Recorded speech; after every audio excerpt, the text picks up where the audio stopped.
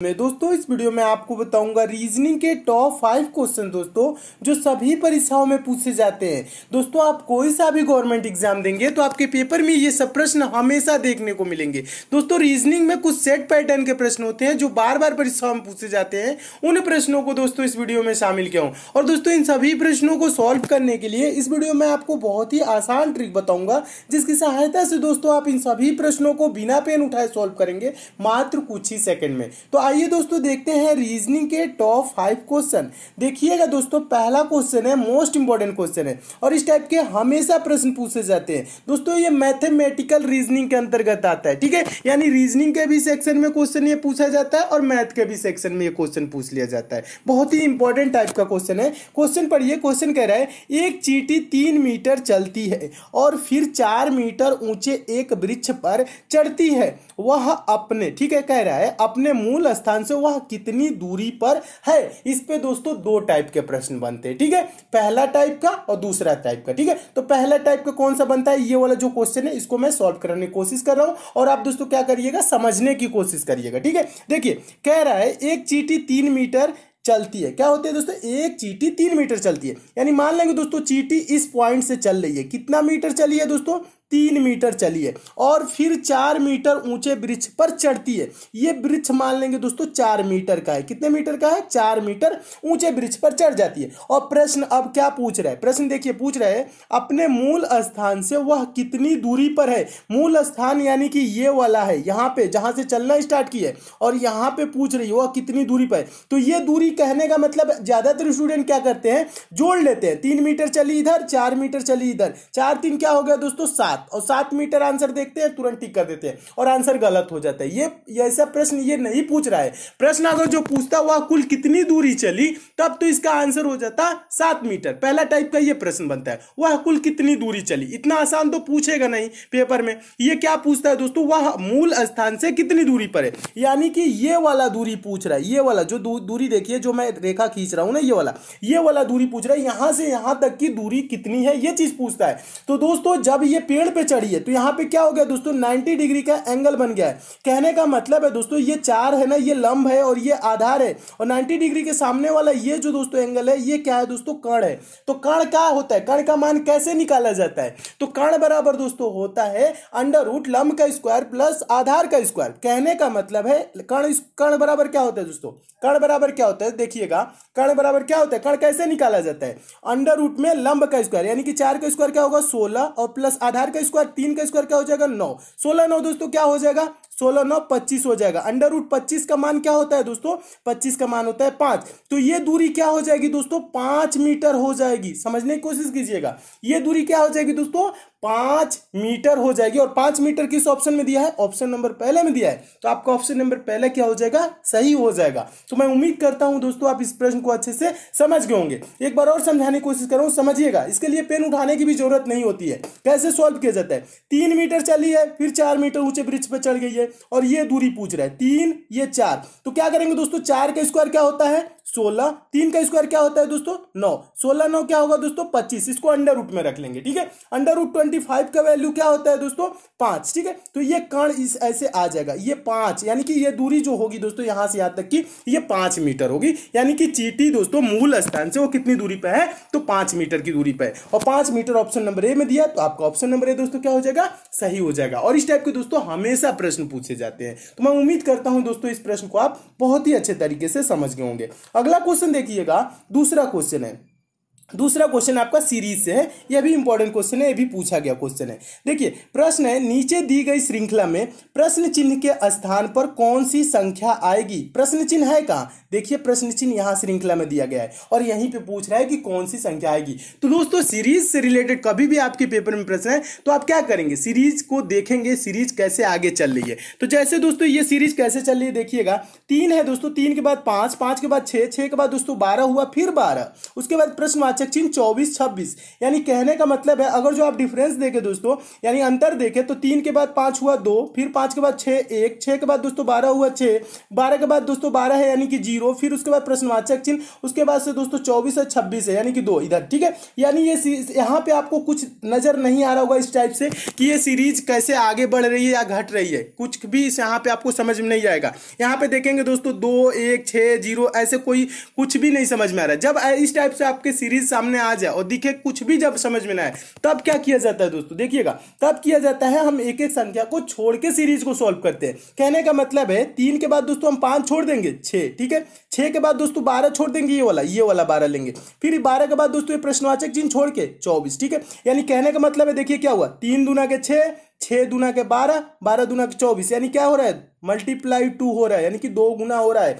3 दूना के 6, 6 दूना के 12, 12 दूना के 24। ठीक है, अब देखिए अब क्या करेंगे, दूसरा जो बचा है बीच वाला उसे हम लेके चलेंगे। कहने का मतलब है 5 के बाद दोस्तों 12 हुआ, यानी क्या हुआ है दोस्तों, 5 के बाद 12 यानी कि यहाँ पे मल्टीप्लाई नहीं हो रहा है, जुड़ा है। कितना जुड़ा है दोस्तों, 5 में 7 जोड़ेंगे तो 12 हो जाएगा, यानी 7 जुड़ा है। 12 के बाद दोस्तों क्या होगा, इसमें भी 7 अगर जो जोड़ दे तो यहाँ पे दोस्तों क्या हो जाएगा, 19 हो जाएगा, और 19 के बाद दोस्तों 7 जोड़ दे तो क्या हो जाएगा दोस्तों, 26 हो जाएगा, और 26 यहाँ पे दिया हुआ है, तो यहाँ पे प्रश्नवाचक चिन्ह पे भरी जाने वाली संख्या क्या हो जाएगी, 19 हो जाएगा। और 19 किस ऑप्शन में दिया है, तो ऑप्शन नंबर पहले में दिया है, तो आपका ऑप्शन नंबर पहले दोस्तों क्या हो जाएगा, सही हो जाएगा। तो इस टाइप से सीरीज आपको एकदम अच्छे से समझ में आ गई होगी, और ये सीरीज कैसे चली है पूरा आपको क्लियर हो गया होगा। तो मैं उम्मीद करता हूं दोस्तों आप इस प्रश्न को बहुत ही अच्छे तरीके से समझ गए होंगे। क्या किया जाता है दोस्तों, जब सीरीज ना समझ में आए तो एक एक संख्या को छोड़ के सॉल्व किया जाता है, तब सीरीज समझ में आने लगती है। ठीक है, और इसका आंसर क्या हो जाएगा, 19 हो जाएगा।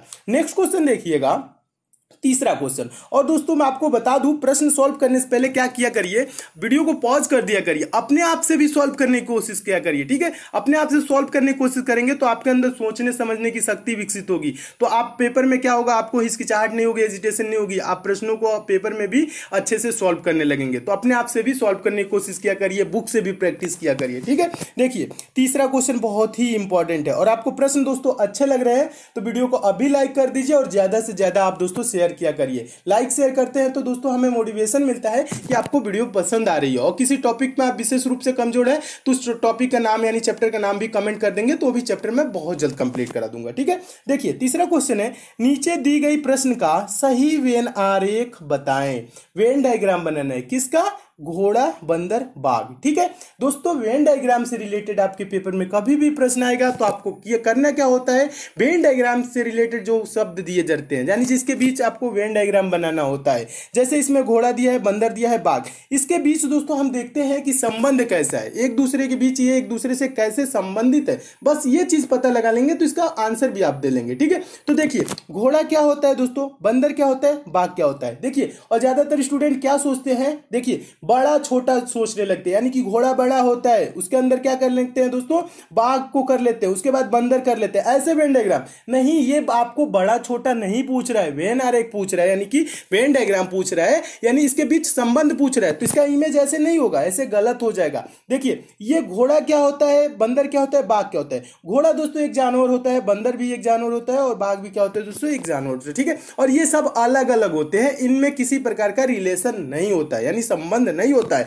तो एक देखिए सर्कल कैसे बनाएंगे, और इसको सर्कल से प्रदर्शित किया जाता है, तो एक घोड़ा का सर्कल हो जाएगा, फिर एक बंदर का सर्कल हो जाएगा, और एक बाघ का सर्कल हो जाएगा, यानी अलग अलग इसका सर्कल हो जाएगा। ठीक है, तो दोस्तों इस टाइप से अलग अलग सर्कल देखिए किस ऑप्शन में दिया है, तो आपका देखेंगे दोस्तों ऑप्शन नंबर बी देखेंगे, तो ऑप्शन नंबर बी में दिया है अलग अलग सर्कल। ठीक है, तो ऑप्शन नंबर बी क्या हो जाएगा, सही हो जाएगा, यानी इनके बीच कोई संबंध नहीं होता है, ये सब अलग अलग जानवर है। तो इस टाइप का वेन डायग्राम किस टाइप से बनेगा, ऑप्शन नंबर बी की तरह, तो आपका ऑप्शन नंबर बी दोस्तों क्या हो जाएगा, सही हो जाएगा। तो मैं उम्मीद करता हूं दोस्तों आप इस प्रश्न को भी बहुत अच्छे तरीके से समझ गए होंगे, और इस टाइप के भी प्रश्न आपके पेपर में आएगा तो आप अच्छे से सॉल्व कर लेंगे। अगला क्वेश्चन देखिएगा, अगला क्वेश्चन मोस्ट इंपॉर्टेंट है, और अगला क्वेश्चन देखने से पहले दोस्तों जो नए स्टूडेंट है उनके लिए बता दूं दोस्तों, ये पंचम पब्लिशर की ई बुक है, आपके आगामी सभी परीक्षाओं के लिए इंपॉर्टेंट है, चाहे आप दोस्तों रेलवे की एग्जाम देंगे, एसएससी की एग्जाम देंगे, या अगर आप दोस्तों कोई सा भी गवर्नमेंट एग्जाम देंगे, क्योंकि दोस्तों इस ई बुक में उन प्रश्नों को शामिल किया गया है जो प्रश्न आपके बार बार परीक्षाओं में पूछे जाते हैं, जो प्रश्न हमेशा परीक्षाओं में रिपीट होते हैं।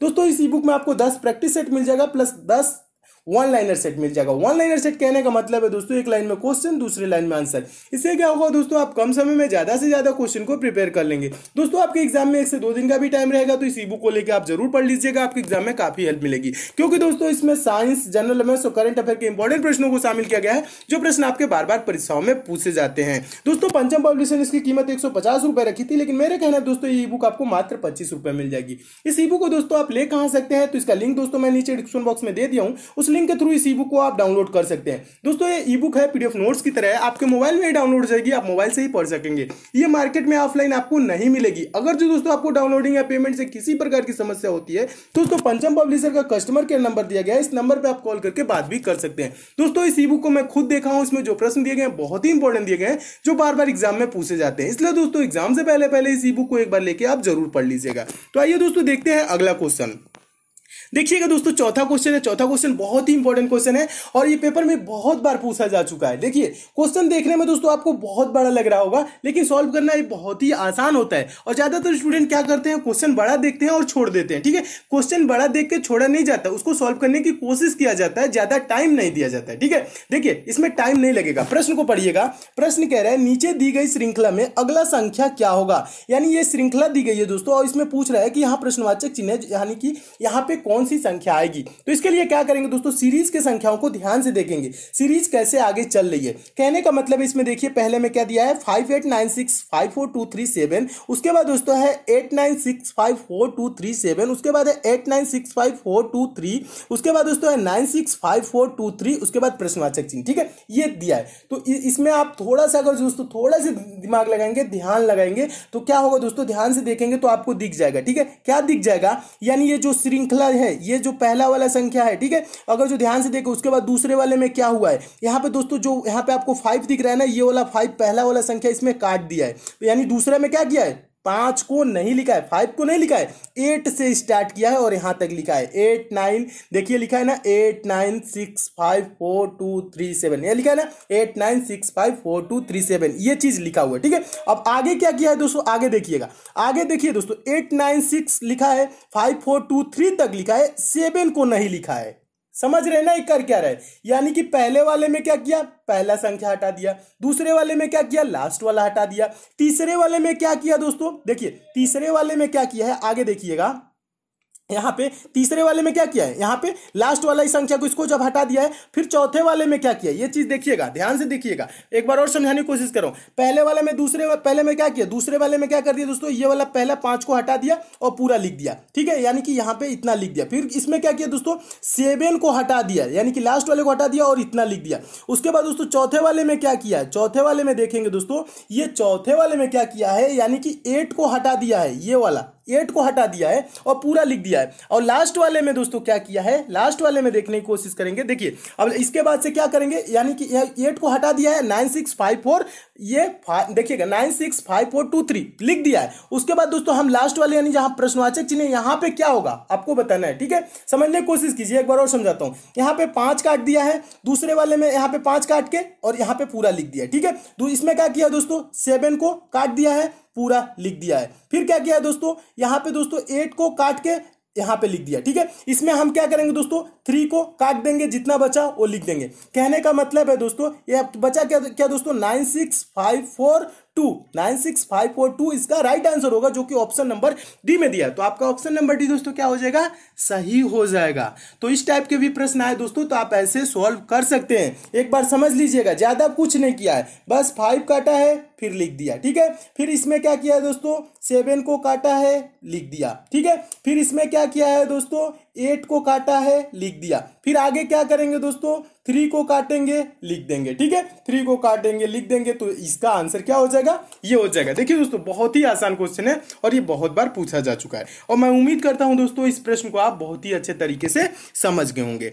नेक्स्ट क्वेश्चन देखिएगा दोस्तों, 5वां क्वेश्चन कैलेंडर से है और मोस्ट इंपॉर्टेंट क्वेश्चन है, और रेलवे एग्जाम में ये प्रश्न पूछा जा चुका है। देखिए क्वेश्चन क्या कह रहा है, यदि 30 जनवरी 2013 गुरुवार रहा हो, गुरुवार मतलब क्या होता है दोस्तों, बृहस्पतिवार होता है। ठीक है, बृहस्पतिवार रहा हो तो 2 मार्च 2013 को कौन सा दिन था, ये चीज पूछ रहा है। तो दोस्तों इस टाइप के प्रश्नों को कैसे सॉल्व किया जाता है, देखिए अगर जो इस टाइप के प्रश्न आए तो आपको किया जाता है, करना क्या होता है दोस्तों, करना क्या चाहिए। देखिए 30 जनवरी 2013 से 2 मार्च 2013 तक हम दिन निकालेंगे, कितने दिन होंगे, ठीक है, ये चीज इनके बीच की दिन निकालेंगे। तो देखिए यहां पे आप करना क्या है, 30 जनवरी यानी कि जनवरी टोटल कितने दिन का होता है दोस्तों, जनवरी कितने दिन का होता है, 31 दिन का होता है। जनवरी कितने दिन का होता है, 31 दिन। और 30 दिन तो बीत गया, बचा इसमें कितना दिन दोस्तों, 1 दिन।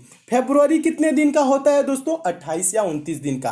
लीप ईयर जो होता है दोस्तों उसमें फेब्रुवरी होता है 29 दिन का। और लीप ईयर कैसे निकालते हैं, कैसे पहचानते हैं, तो जो दोस्तों जो वर्ष होता है, जैसे यहाँ 2013 है, अगर जो इसमें पूरा पूरा भाग चला जाएगा तो ये लीप ईयर होगा। इसमें दोस्तों चार से किससे दोस्तों, 4 से पूरा पूरा भाग चला जाएगा, जिसमें वो क्या होता है, लीप ईयर। जैसे 2012 में पूरा पूरा 4 से भाग चला जाएगा, ठीक है।